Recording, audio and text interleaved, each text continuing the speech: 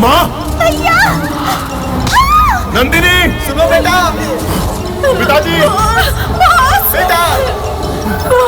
कुछ करो! बचा भैया! बेटा!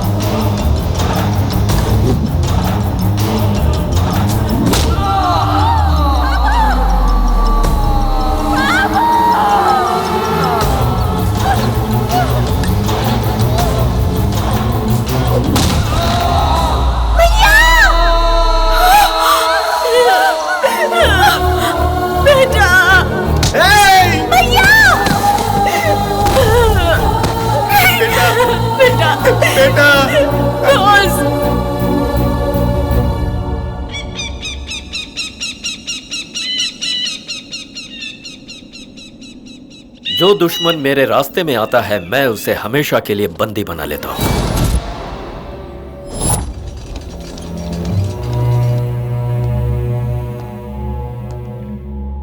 डॉक्टर, कैसी कंडीशन है इसकी? सर पर मार ज्यादा लगी सर, लेकिन कोई खतरा नहीं है। सिर्फ 3 महीने की ट्रीटमेंट चाहिए इन्हें, फिर ये नॉर्मल हो जाएंगे। नहीं होना चाहिए, किसी भी हालत में ये नॉर्मल नहीं होना चाहिए। इसे ना तो मरने देना है ना जीने देना है। किसी भी पेशेंट को ऐसा करने के लिए कुछ मेडिसिन बनी है सर। उन्हें इंटरनेशनल मेडिकल काउंसिल रूल्स के हिसाब से इंडिया में हमेशा के लिए बैन किया गया है। ऐसी मेडिसिन को मंगवाकर हम एक्सपर्ट डॉक्टर से ट्रीटमेंट करवाएंगे तो आप जितने दिन चाहें उतने दिन इन्हें कोमा में रख सकते हैं। अगर ये कोमा से बाहर आ गया तो? बाय मिस्टेक अगर ये कोमा से बाहर आ भी गई तो ये दवाइयां इतनी इफेक्ट कर चुकी होंगी कि इनका ब्रेन एक व्हाइट पेपर की तरह ब्लैंक हो चुका होगा। तो इमीडिएटली मेडिसिन मंगाकर ट्रीटमेंट चालू कीजिए। दुनिया का सबसे अक्लमंद इंसान कहीं न कहीं गलती जरूर करता है। इसने भी वही किया है। इस केस की इन्वेस्टिगेशन की सारी डिटेल्स की फाइल बनाकर इसने फायरवॉल के सिस्टम में लॉक कर दिया है, जिसे सिर्फ यही खोल सकता है। बहुत ही अद्भुत दीवार इसने बनाया, लेकिन एक छोटा सा होल बंद करना भूल गया। वही होल हमारे लिए सिंह द्वार बन गया। कैसा होल? Voluntary retirement. बोस ने वॉलंटरी रिटायरमेंट लिया है। ये स्टेटस सिस्टम में एंटर करते ही फाइल कभी एक्सेस नहीं होगी। बैनर्जी, इमीडिएटली इसकी फैमिली को अपने कंट्रोल में। मैंने जो बोला अगर वो नहीं सुनोगे तो कोई जिंदा नहीं बचेगा, ना तू ना तेरी फैमिली। तुम नहीं चाहोगे ना मैं इसकी इज्जत के साथ खेलूं? ऐसे कुछ मत करो, हम तुम्हारी बात मानने को तैयार हैं। प्रसाद, हमारी कोई भी चाल अननेचुरल ना लगे। पब्लिक की आंखों में धूल झोंकने के लिए उस पर ड्रंक एंड ड्राइव का केस बनाओ। इस तरह से मैंने तुम्हें एक जिंदा लाश बनाकर रख दिया था, लेकिन मेरी बदनसीबी कि कोमा में रहते हुए तुम्हारी एक दिन सांसें रुक गई। He is dead! नो! ऐसा नहीं होना चाहिए।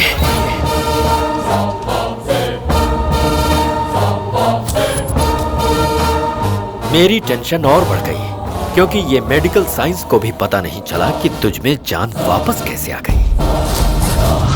फिर मेरे सारे टेंशन दूर हो गए और तब मैंने स्टार्ट किया नया गेम, और उस गेम को मैंने नाम दिया ऑपरेशन गॉडसे। होश में आने के बाद तू जिस दुनिया में जी रहा था वो मेरी ही बनाई हुई दुनिया थी। जिन लोगों से तू मिल रहा था वो सब तेरे लिए अनजान थे। मैंने तेरे आसपास इतना कंफ्यूजन पैदा कर दिया कि कौन तेरी माँ है और कौन तेरा बाप, तू समझ ही नहीं पाया। Mothers, nobody can stand in front of your power. तू मेरा कुछ नहीं बिगाड़ सकता। तुझे पता है क्यों? अब तेरा सीबीआई से कोई संबंध नहीं रहा। कोबरा के हलक से जहर निकाल लिया। सिर्फ तू डसता रहेगा लेकिन असर नहीं होगा। अबे, बिजली गिरने के बाद बादल की गड़गड़ाहट भी हम लोगों को 1 सेकंड लेट सुनाई देती है। दहकते हुए इस जलते हुए सूरज को भी 1 घंटे का ग्रहण लगता है। देरी हुई तो क्या हुआ? ऐसा नहीं कि तेरा फैसला नहीं होगा, पाप का अंत होकर ही रहता है। ऑलरेडी तेरे सारे पंख काट दिए, अब इतना क्यों उड़ रहा है? मेरा टेम्परेचर इतना है कि तेरा डीएनए टेस्ट करने के लिए मुट्ठी भर राख भी नहीं मिलेगी। तुझसे गलती हो गई कि तूने मेरा नाम गॉडसे रखा। गॉडसे भी वायलेंट था और बोस भी वायलेंट थे। तुझे समझ में आया ये मुझे पता नहीं, लेकिन एक चीज मुझे समझ में आई है। गॉड से यानी गॉड ने बोला कि तेरा फैसला मेरे हाथों होगा। अभी मैं तुझे नहीं मारूंगा। जानता किस लिए? मेरे हाथों मरेगा तो तेरा नाम इतिहास में लिखा जाएगा। जिस दिन तेरा पाप दुनिया के सामने उजागर होगा उस दिन तू सड़क पर मरेगा। तू कितना घटिया है ये मैं सबको बताऊंगा चीफ मिनिस्टर। तेरा चैप्टर क्लोज करने का काउंटडाउन शुरू हो गया है। इस खेल की बाजी मेरे हाथ है। खेल तूने शुरू किया, खत्म मैं करूंगा। तेरे और मेरे बीच का फासला सिर्फ 3 फुट का रहेगा। आज के बाद तेरी तरफ बढ़ाया हुआ मेरा हर कदम तेरे विनाश के लिए होगा। तू बचना भी चाहे तो जमीन के अंदर धंसता ही चला जाएगा। तू भागना चाहेगा तो भाग नहीं पाएगा। तुझे छुपने के लिए यह आसमान भी छोटा पड़ेगा। और मैं ये सिर्फ कहने के लिए नहीं कह रहा हूं। I will prove it to you. मैं तुझे नहीं छोड़ूंगा। तुझ में जितना दम है पूरा लगा लेना।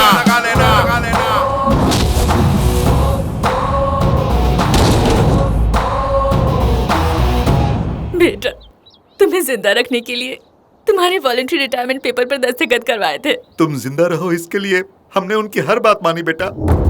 जिस हॉस्पिटल में तुम्हें एडमिट किया गया था उसी हॉस्पिटल में मेरे बेटे का ट्रीटमेंट चल रहा था। तब हमसे डॉक्टर साहब ने कहा, हमारे हॉस्पिटल में एक आदमी कोमा से बाहर आया है। आपको ज्यादा कुछ नहीं करना है, बस माँ बाप की एक्टिंग करके उसे मना लेना है। और अगर आपने ऐसा नहीं किया तो आपके बेटे के साथ साथ आप भी नहीं बचेंगे। हमारे बेटे को बचाने के लिए कोई रास्ता नहीं था। हम दोनों मजबूर थे। हमसे जो गलती हो गई उसके लिए हमें माफ कर दो बेटा।